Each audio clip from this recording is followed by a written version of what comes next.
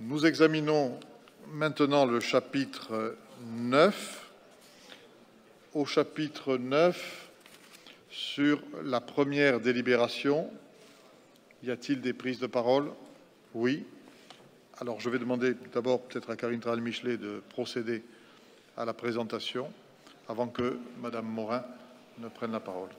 Bien, donc la délibération 9.1 vous présente le bilan du programme local de l'habitat, le fameux PLH, qui avait été prorogé et qui comprend donc la période entre 2014 et 2019. Et nous vous présentons également, puisque cela est rendu obligatoire de par la loi, l'avancement de ce qui a remplacé le PLH, c'est-à-dire le POA, le programme d'orientation et d'action, pour sa première année d'exécution, c'est-à-dire l'année 2020.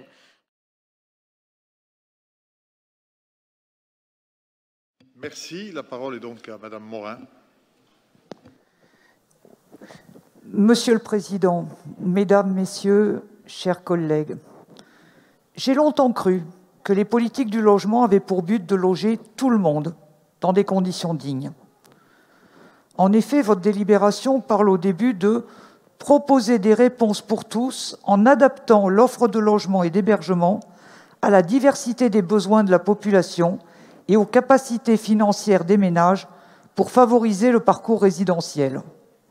Pourtant, selon le journal toulousain du 29 mars, entre guillemets, il existe un décalage toujours plus marqué entre les capacités budgétaires des habitants de l'aire urbaine et l'offre de la promotion immobilière, souligne l'Observatoire local du logement neuf, qui s'inquiète de la convergence d'une inflation structurelle du marché de l'immobilier et d'une baisse historique de la production de logements sociaux en pleine crise économique. Quant aux demandeurs, le journal parle d'un nombre de dossiers restés sans réponse en hausse constante depuis 2015. Devons-nous comprendre que vous trompez les Toulousains et les habitants de la métropole? En effet, alors que 75% des demandeurs de logements locatifs sociaux ont des revenus qui correspondent au logement très social, dit PLAI, vous n'aviez fixé comme objectif 2014-2019 que 35% de logements sociaux, dont 30% de logements très sociaux. Et dans le cadre du volet habitat du PLUIH, vous persistez avec une production du même ordre, alors même que le nombre de demandeurs explose, atteignant près de 38 000 demandes à fin 2019. Avec une augmentation de 30% entre 2016 et 2019, alors que le taux de rotation diminue et que le délai d'attente moyen augmente nettement. Ne doutons pas qu'avec la crise actuelle, ce chiffre est largement dépassé aujourd'hui.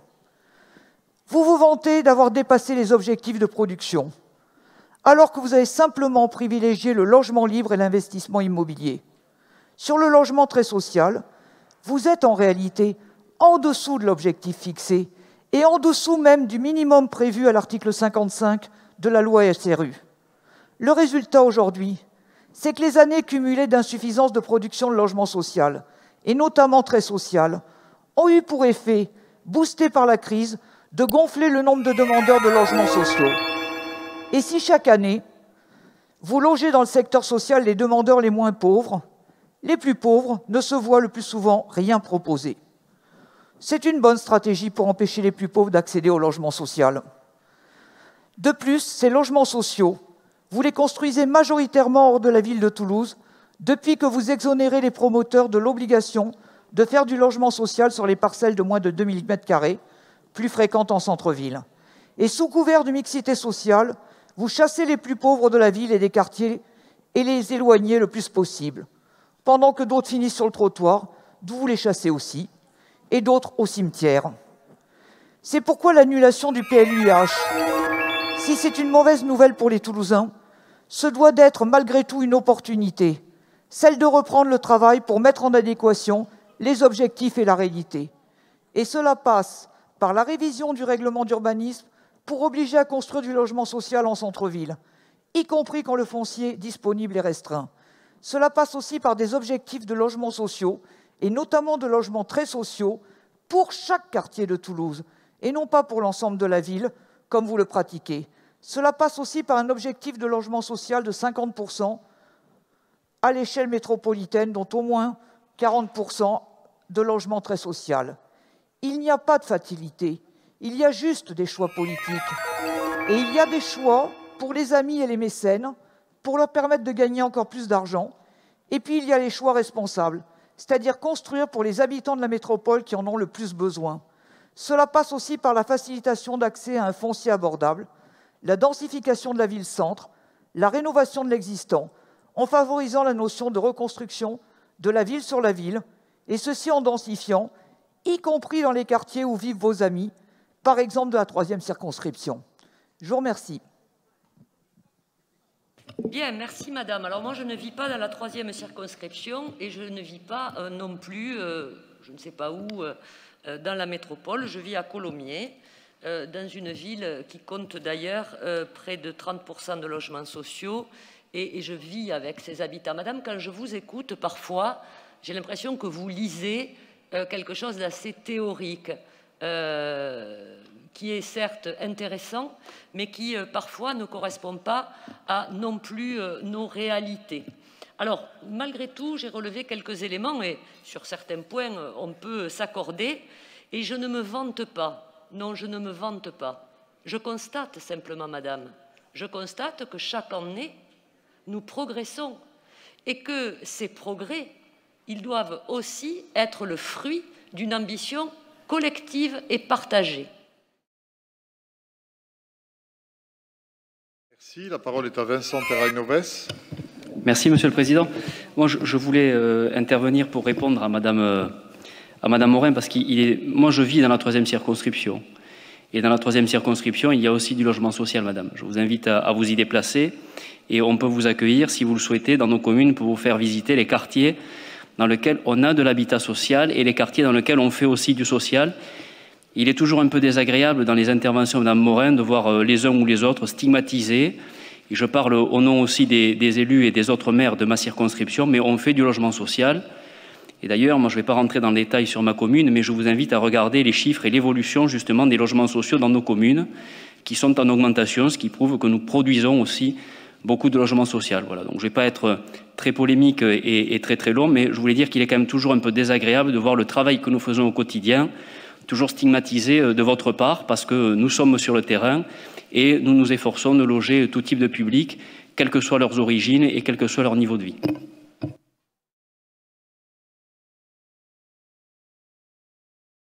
Bref, on se rend compte que malgré un volontarisme affiché, engagé, sincère, eh bien, ce n'est pas aussi facile que veut bien nous le laisser penser Madame Morin. Voilà. Madame Morin.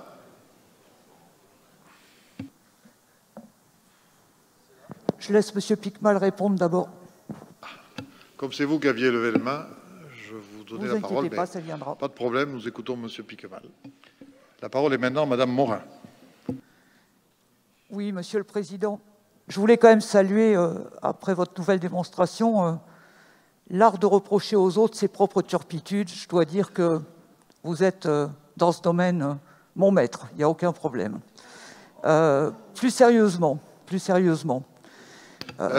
Madame Morin, vous parliez à qui, là, personnellement? Ah, je vous parlais à vous, là, monsieur.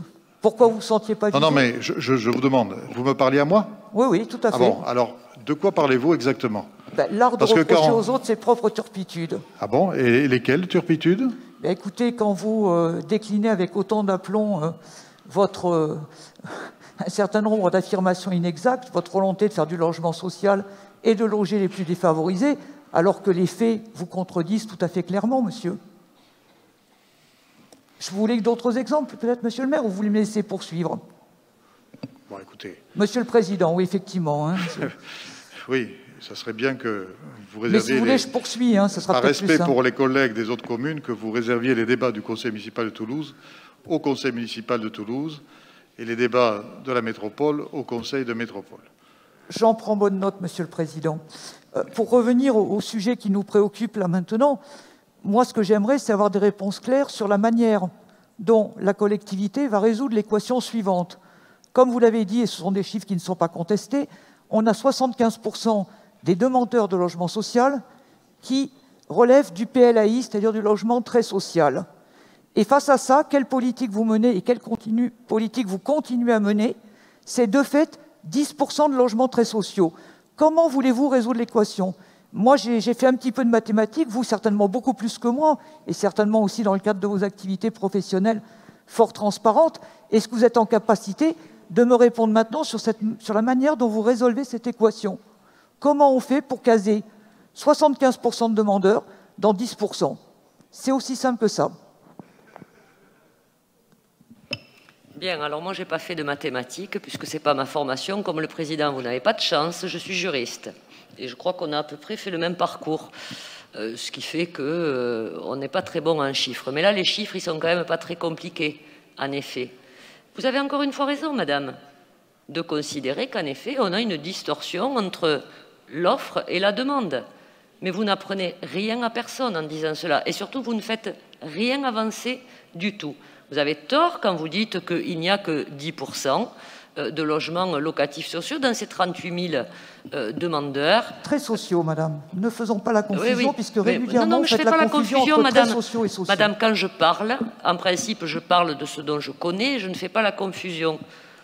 Donc, dans les 38 000 demandes de logements sociaux, il n'y a pas que des demandes de logements très sociaux. 70%, nous dit-on, mais à l'intérieur de ces demandes. Maintenant, tout ça devra être retravaillé et on verra si nous aurons des outils de planification, des outils techniques de planification, d'urbanisme liés à l'habitat pour nous permettre d'y parvenir. Et vous participerez, madame, à ces discussions. Nous les aurons notamment en commission, où nous prenons souvent largement le temps de discuter de ces éléments. Et moi, j'espère que nous trouverons en effet les solutions, mais très sincèrement, je crois que nous faisons déjà beaucoup. On peut encore faire mieux, c'est vrai, mais il n'y a pas non plus, comme vous semblez vouloir le faire croire, à des pauvres gens qui pourraient vous croire. Et c'est là où je conteste cette façon de faire, que ce serait possible, alors que dans la réalité concrète de ce que nous vivons dans nos communes, eh bien, c'est extrêmement difficile. C'est ce que je disais tout à l'heure. Voilà. Et donc, nous allons devoir maintenant, et je le regrette d'ailleurs, parce que nous avions des documents qui nous permettraient d'être ambitieux et de monter encore une marche. Ben là, on est redescendu totalement en bas de l'escalier. Et donc, il va falloir remonter ensemble. Voilà. Donc, si vous avez une recette miracle, vous nous en ferez part pendant la commission dédiée, quand on en discutera. Mais très sincèrement, il faut sortir de la rhétorique, il faut se parler vrai. Et surtout, il faut parler vrai à nos concitoyens. Il ne faut pas leur mentir, leur laisser croire qu'on pourrait faire des choses qui ne sont pas réalistes. Et ça, c'est l'honnêteté qu'on leur doit. Vous aussi, madame, vous la leur devez, vous aussi. Madame Morin, rapidement, pour continuer à avancer dans le débat, si vous le permettez. Oui, puisque Madame Traval m'invite à la réalité, moi je voudrais lui parler de la réalité. De la réalité que vivent nos concitoyens au quotidien. La réalité dont ils viennent me parler. La réalité sur laquelle ils m'interpellent, qui n'a rien de théorique, je me permets de le rappeler. Ce sont l'Agdar, qui est logé dans un appartement au 7e étage. Oui, ça va. Sans bon, ascenseur. C'est bon. Ben pourquoi, madame, vous ne voulez pas entendre la réalité? Ça va. On n'a pas besoin des noms, des prénoms, on a compris. Ah ben écoutez, madame, vous me parlez de réalité, je ne fais que oui, moi aussi je la connais, la réalité. Ça va. Vous ne voulez pas que je vous parle de la réalité? Parce que c'est si, non, mais moi je la connais, madame, la réalité, je la vis tous les jours. Tous les jours, chez moi, tous les jours. Parce que vous êtes au 7e étage sans ascenseur avec un lourd handicap, c'est bien ça, oui, madame? Oui, ça peut arriver, madame. Vous? Ça peut arriver. Non, moi, personnellement, non, je ne suis pas en situation de handicap, mais cette situation ne vous donne pas tous les droits, madame. Elle ne vous donne pas le droit de dire n'importe quoi non plus. Je suis désolée. Bah, écoutez, chère madame, vous et je m'autorise moi aussi à dire ce que je veux dire. Voilà, ma réalité, vous la connaissez, ma réalité à moi? Vous la connaissez, ma réalité? Je ne l'affiche pas, moi, publiquement comme vous, ma réalité. Écoutez, madame, vous êtes libre de faire comme vous l'entendez. Alors ça suffit. Ça suffit. Mais je vous en prie, gardez votre sang-froid, hein, quand même. Gardez votre sang-froid. Et je dis, madame, ce que je veux, sur le ton qui me convient. Si ça vous dérange, c'est pas grave. Je vous en prie. Je vous en prie. Très bien. Bon, en tout cas, je vois que vous avez Je mets aux voix la délibération 9.1. Voilà. Qui ne participe pas? Qui s'abstient? Qui vote contre? C'est adopté.